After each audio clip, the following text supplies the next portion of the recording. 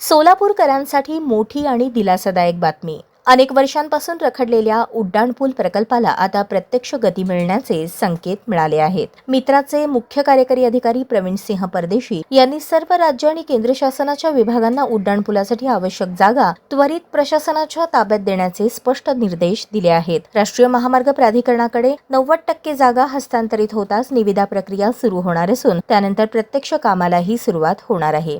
Post, BSNL, रेल्वेसह केंद्र शासनाच्या विभागांची बाधित बांधकामे इतर ठिकाणी नव्याने उभारली जाणार, तर राज्य शासनाच्या विभागांची जागा विनामूल्य उपलब्ध करून देण्याचा निर्णय बैठकीत स्पष्ट करण्यात आला. खासगी जागांच्या संपादनासाठी 15.33 कोटी रुपयांच्या निधीची मागणी करण्यात आली असून मोबदला आणि पुनर्बांधणीसाठी आवश्यक निधी महापालिका उपलब्ध करून देणार असल्याची माहिती आयुक्त सचिन ओंबासे यांनी दिली. मुख्यमंत्र्यांनी प्राधान्य दिलेल्या या महत्त्वाकांक्षी प्रकल्पासाठी आता प्रशासनाने वेग वाढवला आहे.